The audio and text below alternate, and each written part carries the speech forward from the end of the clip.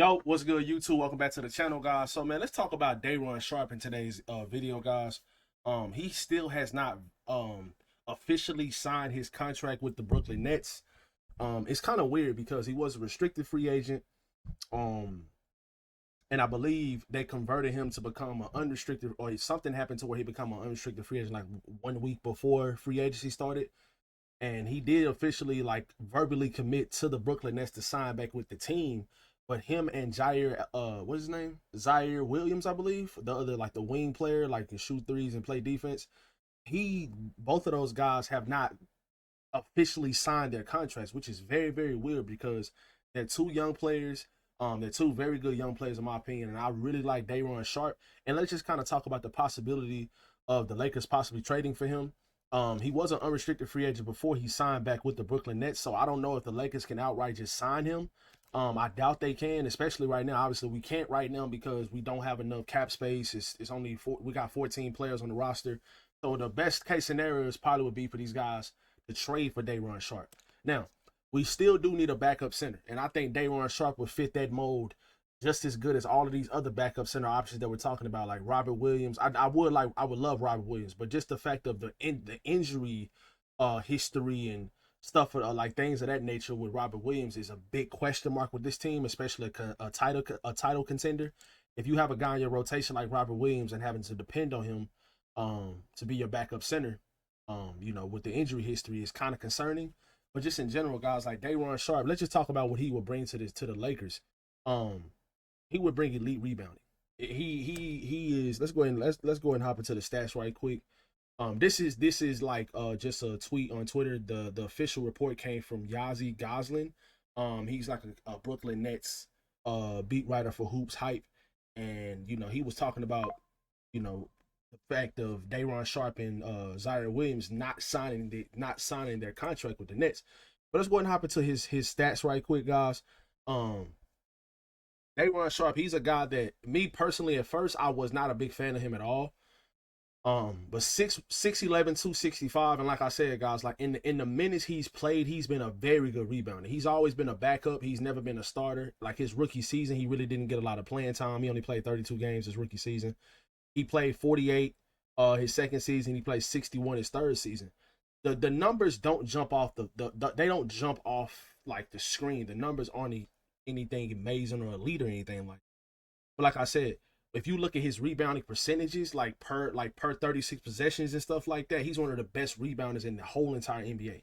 And this means, like, if you give him more minutes, he will get you more rebounds. He will get you more offensive rebounds. That's the best thing about this guy. He is probably one of the best offensive rebounders in the entire NBA.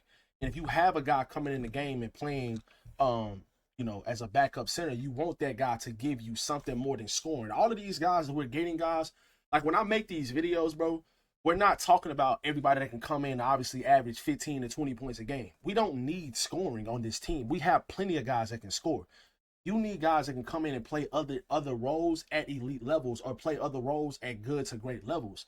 That's what is going to make this team a championship caliber team. You have you have your horses when it comes to scoring the ball and facilitating the ball and stuff like that. We need guys that can come in, get rebounds, get extra possessions, get stops, things of that nature. Get in the passing lane, start fast breaks, make it easier on our stars so our stars can make it easier on these guys. That's what we need. Guys like Day'Ron Sharpe, guys like DeAndre Ayton, guys like Marcus Smart and Jake LaRavia. These are the players that we are excited to have because they are going to be able to play a role on this team that can help our stars. Day'Ron Sharpe will play a role on this team to help our stars by getting extra possessions, getting defensive rebounds to not allow second chance points, which absolutely murdered us in the postseason against the Timberwolves. I mean, absolutely just destroyed our team.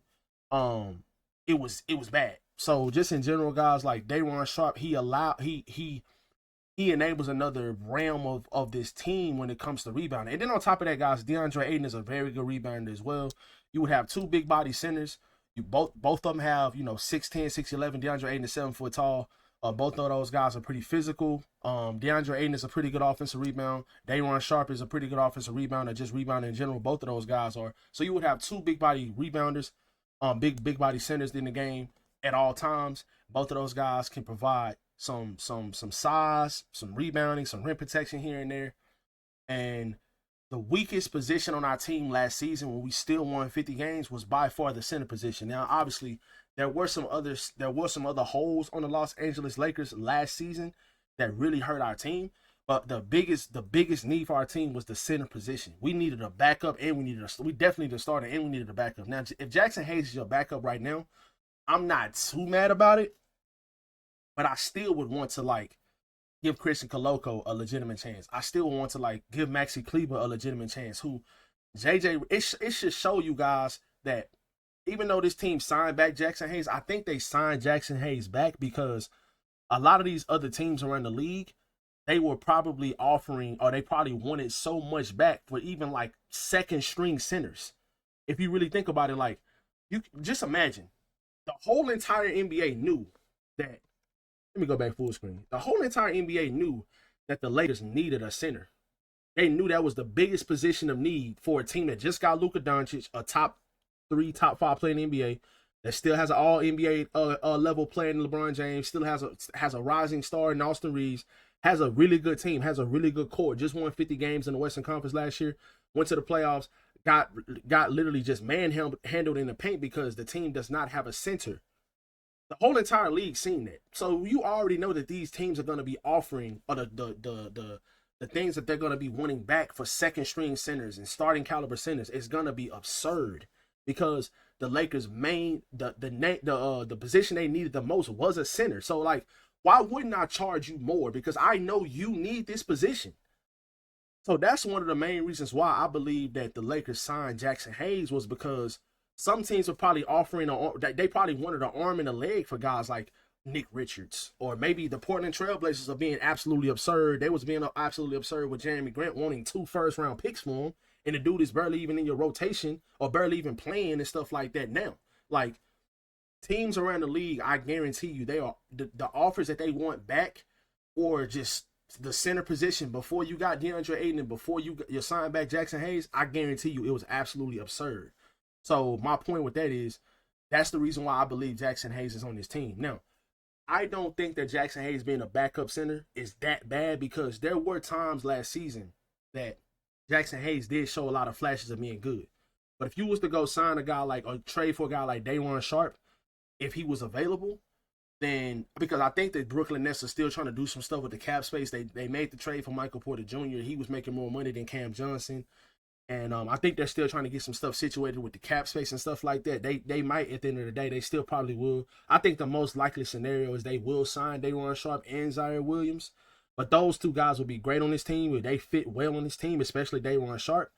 He's only 23 years old. And he will fit very well on this team. But just in general, guys, I want y'all to also know that Jackson Hayes is not going to be prioritized as a rotational player on this team. You want to know how I know?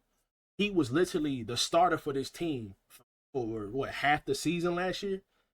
As soon as AD got traded and Luka came over to the Lakers, and in the most important game of the season, Game 5 against the Minnesota Timberwolves, where the Lakers lost and got eliminated in the postseason, Jackson Hayes literally got 0 minutes. And JJ Redick played Maxi Kleber in the most important game of the season when he just came back off of an injury where he'd been out the whole entire season.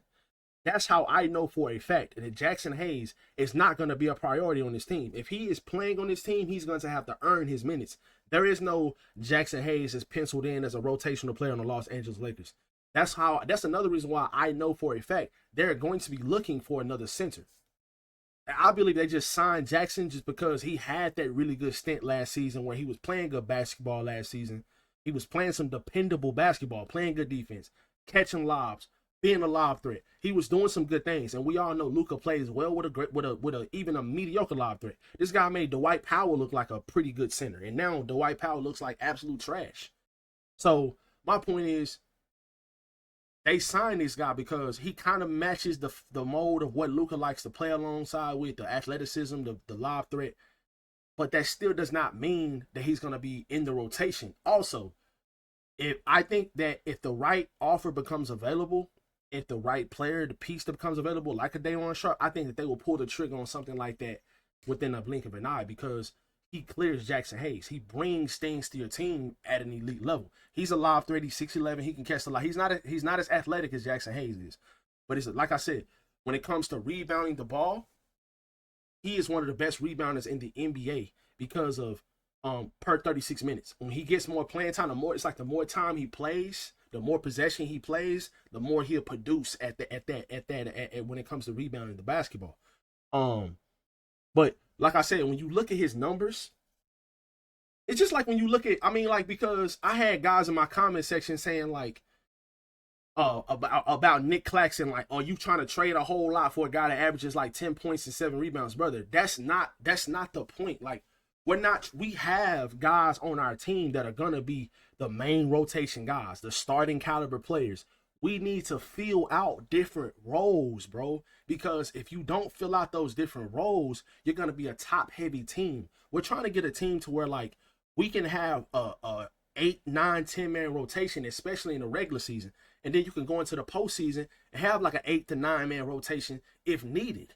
You gotta have multiple dependable players, bro. Look at the teams that have been going to the finals the last couple seasons. It's not 6 players. It's not 6 players. It's 7, 8, 9 players in a rotation that are able to play in big moments.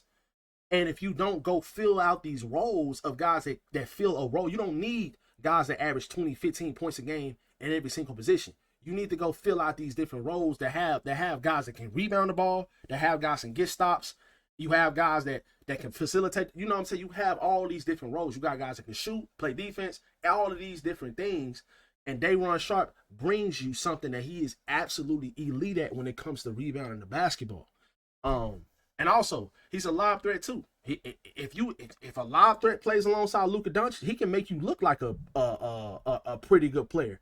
But the thing for me is with Jackson Hayes, he made Jackson Hayes look good too. But Jackson is not a good rebounder.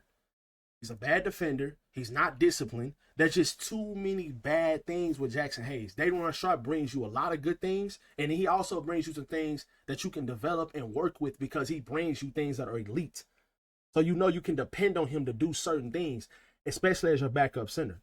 So if the Lakers had the chance to sign Day'Ron Sharpe or trade for Day'Ron Sharpe, would you guys want the Lakers to do that? Let me know in the comment section below, guys. Hope y'all enjoyed today's video, man. Is Day'Ron Sharpe available is the question. And we will figure out. We will see. But y'all let me know how y'all feel about this in the comment section below. Y'all be sure to drop a like on the video, man, and subscribe to the channel. And I'll catch you guys in the next one. Peace.